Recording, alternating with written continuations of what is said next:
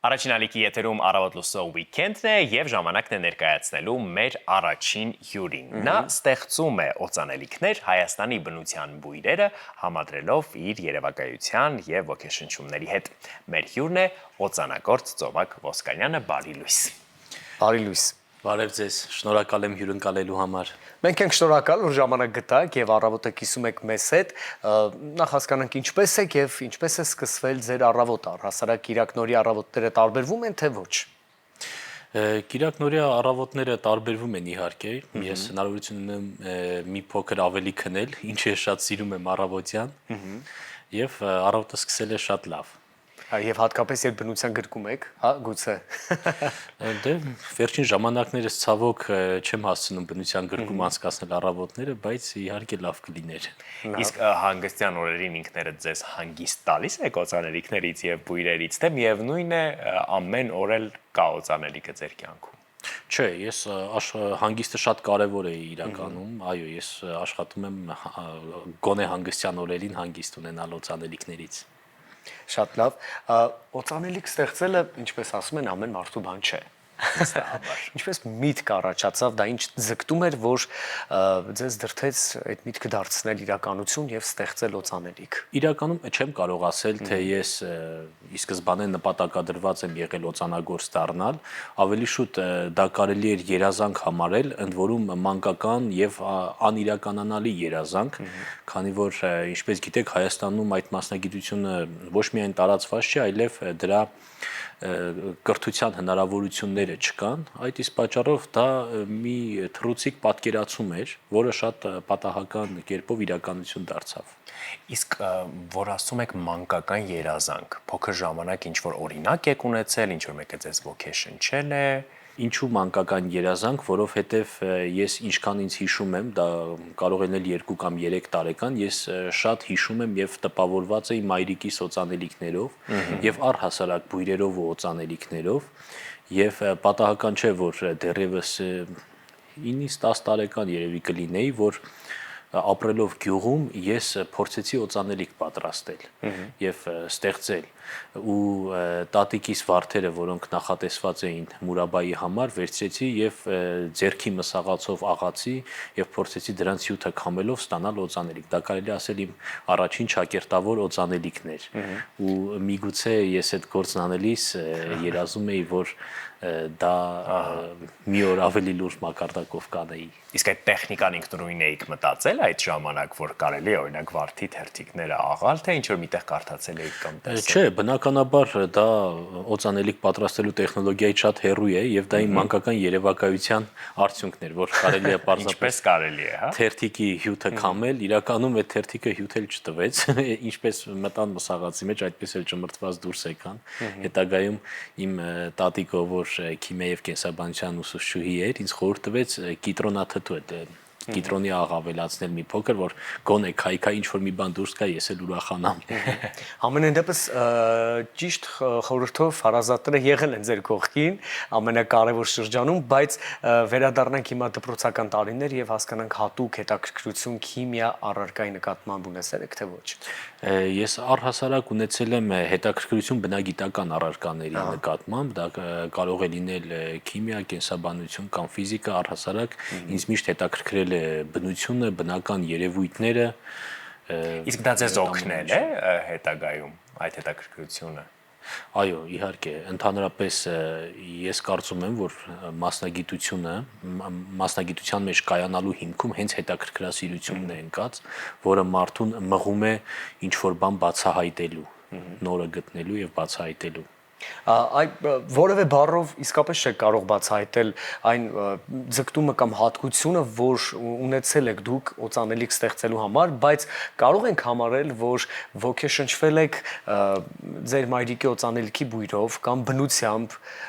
կամ այն վարդի թերթիկներով, որոնք ճիշտ այդպես էլ օծանելիք չդարձան, բայց ամեն դեպքում ստիպեցին ձեզ ինչ որ գործողություններ անել, գուցե օծանելիք ստանալու միտումով, բայց ոգեշնչման աղբյուրները այն հիշողություններն են, որ մենք հիմա լսում ենք, թե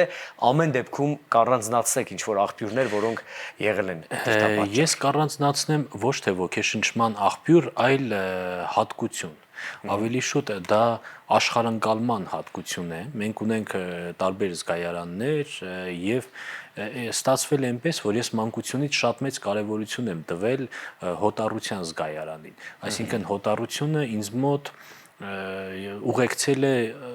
կենցաղից սկսած ամենուր։ Օրինակ, եթե ես ունեի մի նոր առարկա, հոտ էի քաշում։ Եթե մայրիկը մի ճաշ էր պատրաստել, հոտ էի քաշում։ Իհարկե դա նյարդայնացնում էր մայրիկին, որտեղ դա համարվում էր կասկածամտություն, ասում էին դրել են կեր, բայց ինձ համար պետք էր առաջինը բույրը զգալ ինչ որ մի բանի։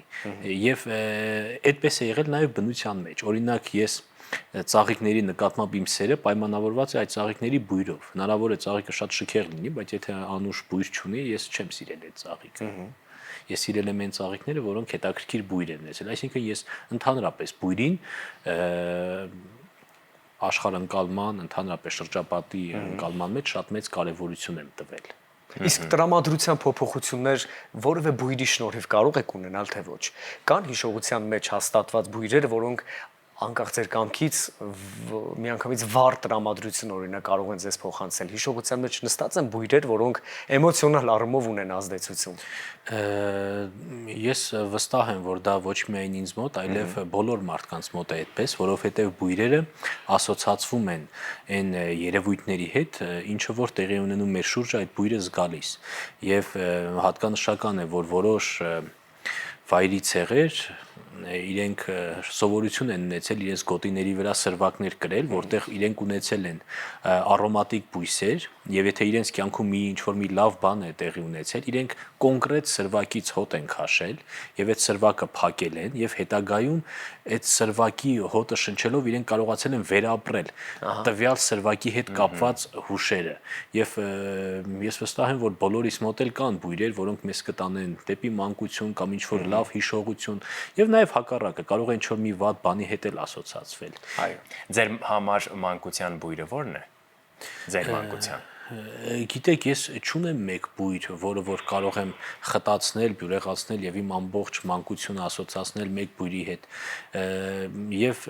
նաեւ երևի պատճառը ին բույրերի նկատմամբ ուշադրությունն է, որ ես շատ բույրեր եմ նկատել, ոչ թե մի բույր, բայց այդպիսի բույրեր իհարկե կան։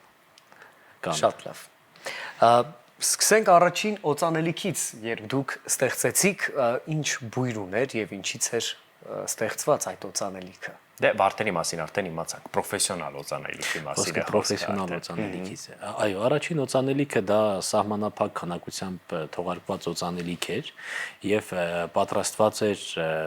ամբողջությամբ բնական եթերայուղերից, որոնց մի մասը ես ինքս էի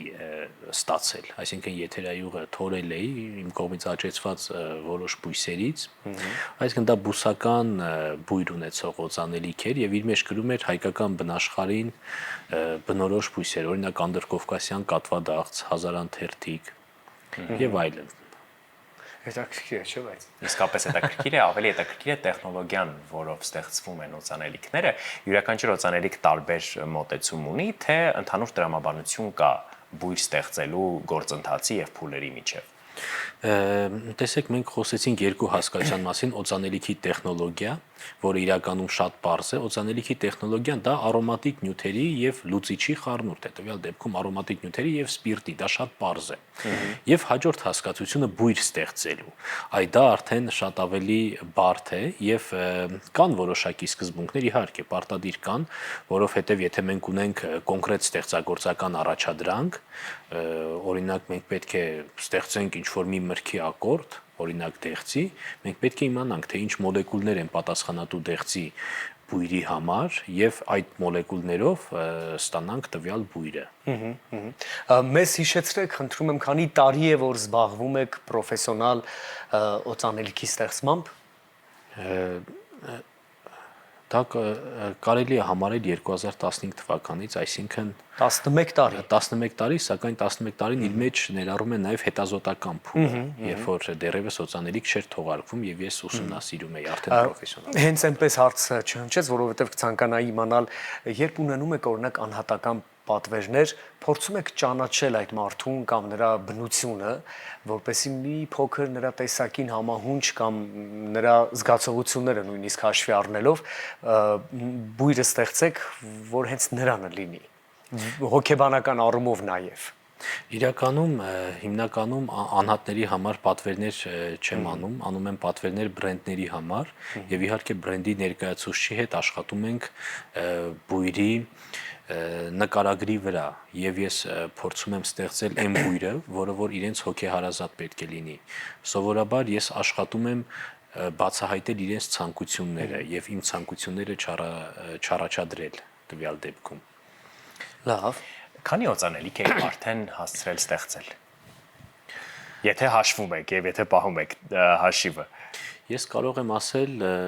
կոնկրետ թե քանի օծանելիք են արկա իմ բրենդի շրջանակներում կա 12 բույր։ 12 բույր, որոնցից որն է ամենասիրելին։ Գիտեք, իրականում շատ բարդ հարց է, որովհետև բոլորն էլ իրենց ստեղծման ժամանակ ամենասիրելին են եղել եւ թերևս ընդունված է հարաբերականորեն ասել, որ ընտանիքում փոքրին են սիրում, իհարկե ավելի շատ ոգևորված են։ Միգուցե վերջին բույրը, որը որ ամենավերջին ոգեշնչումն է, սակայն իրականում չկան ամենասիրելի բույրեր, որովհետև ես կարծում եմ, որ եթե ես ունենայի ամենասիրելի բույր, ապա չէի ունենա նոր ոգեշնչում եւ չէի աշխատի նոր բույրի վրա, որովհետև ամեն ոգեշնչում, ամեն մի նոր աշխատանք պահանջում է ամբողջական նվիրվածություն եւ այսպես ասած տարվածություն այդ բույրով։ Իսկ օծանելիքի պատրաստման ընթացքում կա հստակ ժամանակահատված։ Դուք գիտեք, որ այս րոպեների ընթացքում կարող եք ստեղծել, թե դա անկանխատեսելի է եւ հնարավոր է, որ օրինակ տևի օրեր նույնիսկ կամ չգիտեմ 1 ամիս։ Կարող է տևել նաև տարիներ։ Իրականում օծանելիքի ստեղծումը փուլային գործընթաց է։ Սկզբից կա ոգեշնչում, որը վերածվում է բյուրեղանում ու վերածվում է մտահղացման, այսինքն գաղափարի, իսկ գաղափարը արդեն իր հերթին վերածվում է տեխնիկական առաջադրանքի եւ այդ ամենը տեղի է ունենում դեռևս մտքում, այսինքն դա լաբորատոր process չի։ Երբ որ ես ունեմ արդեն գաղափարը, ես փորձում եմ ստանալ այդ գաղափարի իրագործման համապատասխան ֆորմուլան։ Ես ֆորմուլան գրում եմ առանց նյութերից հոտ քաշելու,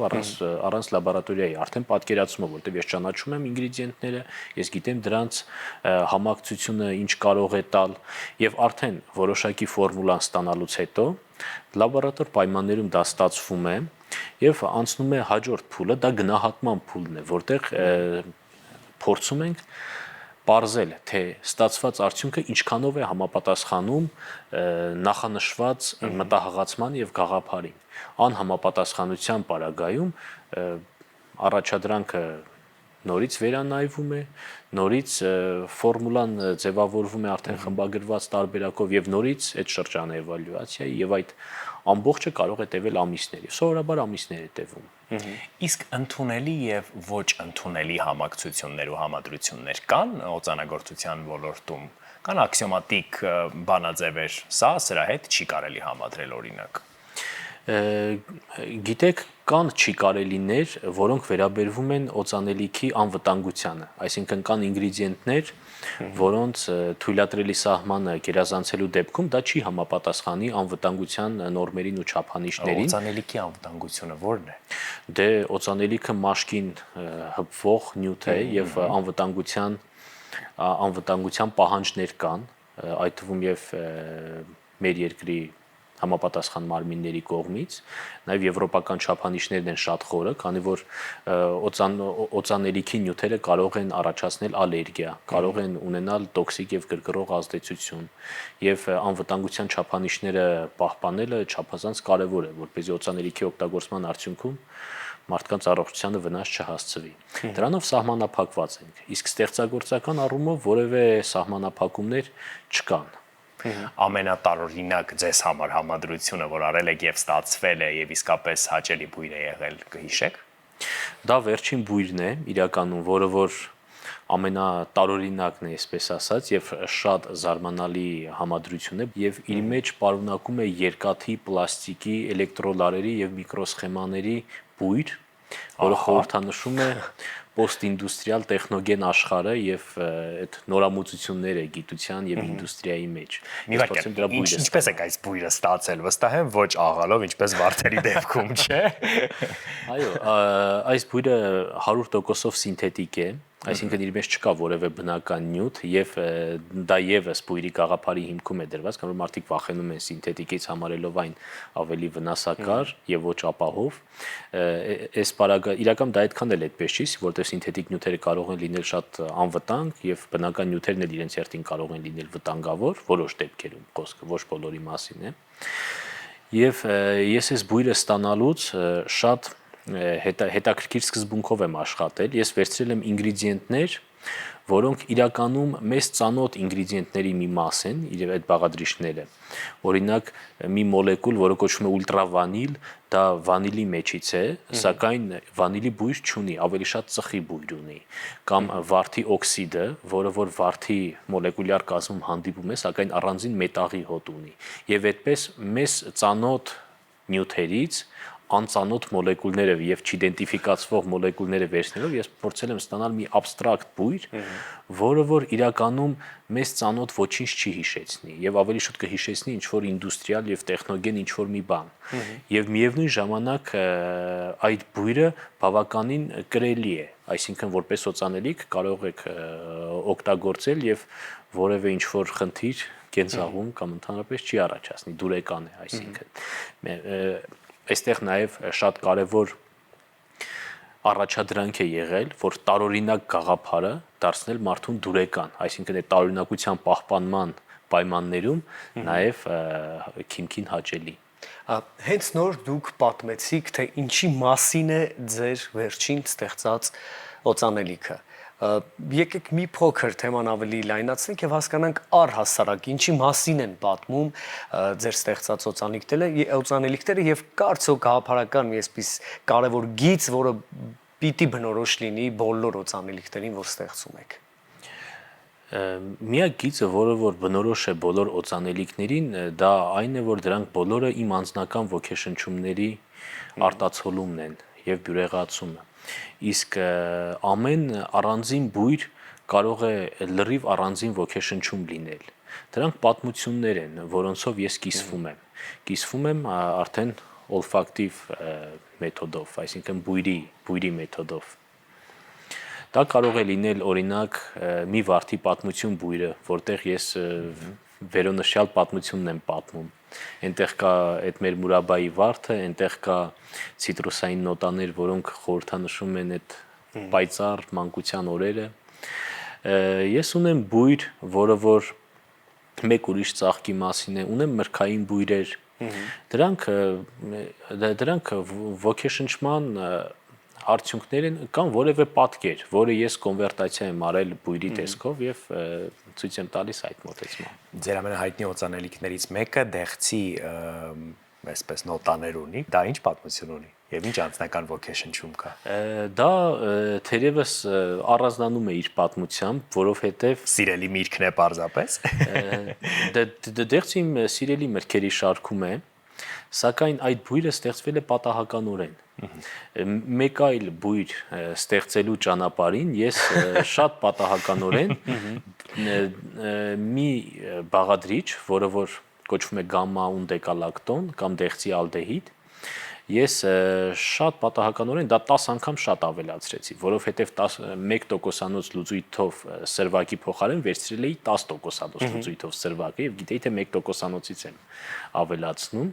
արդյունքում 10 անգամ շատ էր եղել եւ փորձը համարելով չհաջողված մի կողմ էի դրել։ Օրեր անց շատ պատահական իմ ձեռքն էր ընկել այդ փորձը եւ ես զարմացել էի թե մեջը էս ինչ հետաքրքիր բույր է, որովհետեւ ես նման բույրի վրա չէի աշխատել ընդհանրապես։ Ու հետո իր ֆորմուլան նայելով ես հասկացա, որ դա այն անհաջող փորձն էր, որ իրականում հաջող արդյունք ունեցավ։ Հետաքրքիր է, որ ասում են օծանելիք, շատերը միանգամից հարցնում են երկար կմնա հոտը մաշկիս վրա թե ոչ։ Դա ինչից է կախված, եթե իհարկե մի կողմ դնենք օրինակ օծանելիք արդյոք մարդու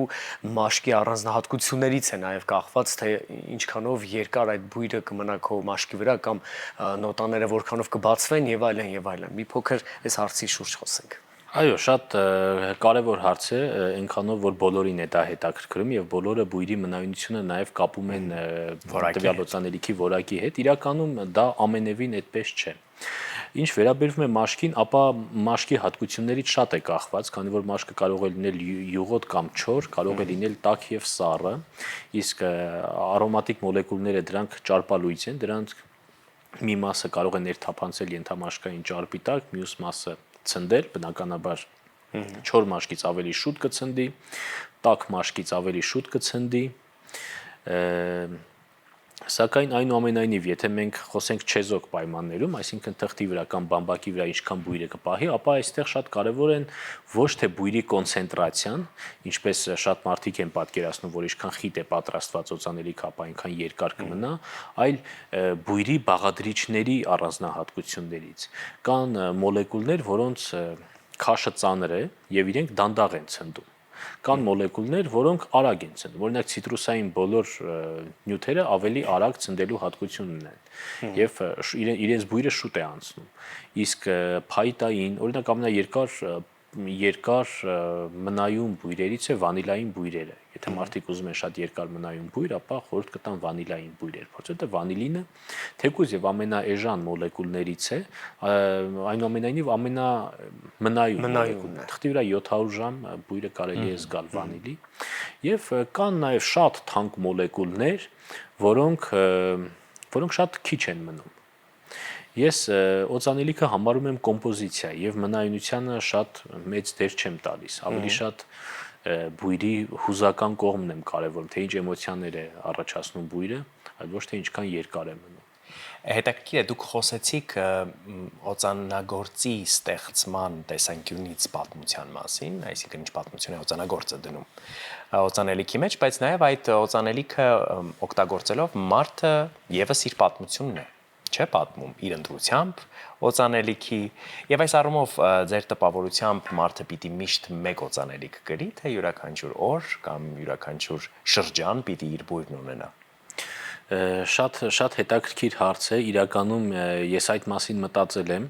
եւ դա է պատճառը, որ իմ ստեղծած օծանելիքների փաթեթավորման վրա իմ անձնական պատմությունները գրված չեն եւ ես հիմնականում դրանք պատմում եմ, երբ որ հարցնում են կամ այսպիսի հարցազրույցների ժամանակ։ Իրականում ես մարդուն թողնում եմ ազատ, որ բույրի հետ նա իր սեփական պատմությունը կառուցի, որովհետեւ հնարավոր է իմ ստեղծած օծանելիքներից մեկը իր կյանքում ինչ որ մի կարևոր իրադարձության հետ կհամադրվի եւ այդպիսով այդ բույրը կդառնա իր անձնական պատմության մի մասը, ինչպիսին ես ուզում եմ, որ դա այդպես լինի։ Ես չեմ ուզում իմ անձնական պատմությունները պարտադրեմ մյուսներին, ես կիսվում եմ բույրով, որը որ արդեն ձևավորում է իրենց առանձին պատմությունները։ Իսկ մարդը արդյոք հավատարիմ կմնա մեկ բույրի, թե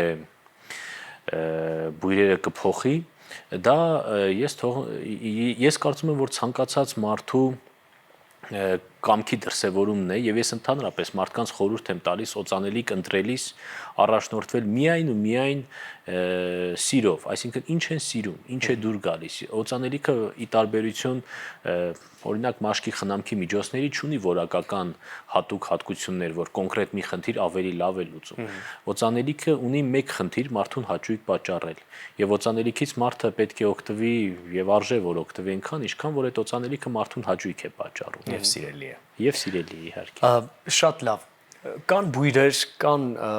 օծանելիքներ, որոնք դեռ ձեր զգայարաններում են, ձեր ոգեշնչման ու երևակայության աշխարհում են, բայց դեռ դրանք չեն ստեղծվել։ Այո, կա առնվազն այդպիսի մեկ բույր, որի վրա տարիներ է ինչ աշխատում եմ, եւ գաղափարը դեռ լրիվ իրագործված չէ։ Հույս ունենք, որ մի օր Հակագծերը չեք կարող բացել։ Չէ։ Բայց ինչ որ մի օր, երբ այդ բույրը թողարկվի, մենք կհիշենք այս խոսակցությունը այդ դեպքում։ Հետաքրքիր է ձեր տպավորությամբ մենք հայերս սիրում ենք օծանելիք օգտագործել եւ որ բույրերն են ավելի հաճելի մեզ համար։ Ես կարող եմ նկատել, որ հայերը առհասարակ սիրում են օծանելիք, թերևս շատ են սիրում եւ չափից շատ։ Մեկ-մեկ չափից շատ դա ցույց է տալիս այն, որ հայկական շուկայում մեծ պահանջարկ են վայելում շատ ուժեղ եւ մնայուն օծանելիքները եւ հայերը շատ կարեւորում են տվյալ հատկությունները։ Իսկ ինչ վերաբերվում է ճաշակին, ապա ես կարող եմ ասել, որ հայկական ճաշակը բավական տարբերվում է օրինակ եվրոպական ճաշակից եւ սլավոնական ազգերի ճաշակից եւ իմ դիտարկումները ցույց են տալիս, որ մենք ավելի արևելյան բույրեր ենք սիրում, քան դասական եվրոպական։ Դրանք ինչ նոտաներ են։ Արևելյան բույր ասելով ինչ նկատի ունեք։ Արևելյան բույր ասելով ես նկատի ունեմ ավելի տաք նոտաներ, վանիլ, փայտ, ծուխ, խունգ եւ այլն, ավելի ծանր բույրեր ենք սիրում մենք։ Իսկ ինչ բույրեր չենք սիրում։ Չենք սիրում ծաղկային։ Փորձը ցույց է տալիս, որ ծաղկային բույրերը, խոսքը դասական ծաղկային բույրերի մասին է, Հայաստանում մեծ պահանջարկ այս պահին չեն վայելում։ Իսկ մրգային հատկապես ցիտրուսային բույրեր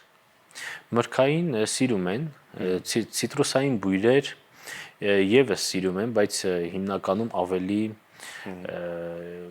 գուրման, այսինքն ուտելու մրգային բույրեր են սիրում, քաղցր, հյութեր։ Այս իսկական բացահայտում էր։ Մեր Հայաստանի սահմաններից դուրս արդյոք որովե չափով ճանաչելի են արդեն հայկական բույրերը, թե դեռ աշխատանքներ ունենք անելու։ Աշխատանքներ միշտ կա անելու, թե Հայաստանում, թե Հայաստանից դուրս, որովհետև մարքեթինգը դա անընդհատ ամեն վարքյանի գործ է։ Այո, ամեն վարքյան կատարվող գործընթաց է։ Կա բավականին ճանաչում, հատկապես ոլորտի պրոֆեսիոնալ ներկայացուցիչների եւ էքսպերտների շրջանում, եւ անհամեստորեն կարող եմ ասել, որ իմ բրենդը մեծ հեղինակություն է վայելում եւ շատ սիրված է։ Իսկ ընդհանուր առմամբ ինչ մակարդակի վրա է Հայաստանում օծանագործությունը որպես ոլորտ։ Որպես ոլորտ կարելի ասել դեռ չկա, որովհետև մենք չունենք ավանդույթներ, տրադիցիաներ ինդուստրիալ մակարդակով, եւ ես հույս ունեմ, որ դա կձևավորվի։ Մենք ենթակառուցվածքներ չունենք, չկան գործարաններ, չկան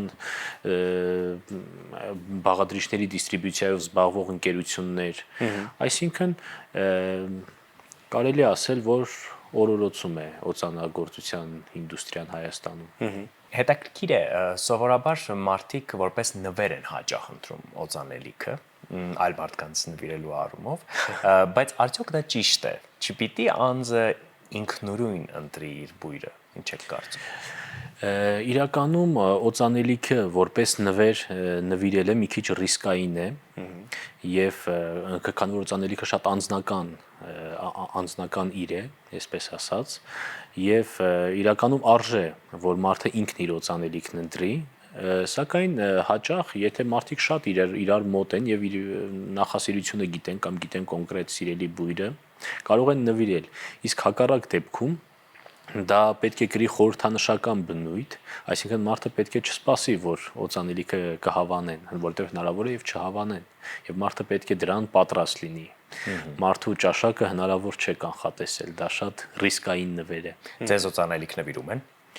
Իհարկե ոչ։ Չեն էլ փորձում։ Դա շատ ավելի ռիսկային է։ Կոլեգաները նվիրում են։ Եվ վերջում գնալով դեպի ամփոփում, իհարկե կարող ենք մենք համարձակ ասել, որ օծանագործ Ծովակ Ոսկանյանը զբաղվելով իր սիրելի աշխատանքով, ստեղծելով օծանելիքներ, նա կարողանում է աշխատել եւ դա ոչ թե որպես այդպիսին հոբի է, այլ աշխատանք, որով նա ապրում է, ֆինանս է վաստակում եւ դա համարում են գործունեություն, որ դուք սավանում եք։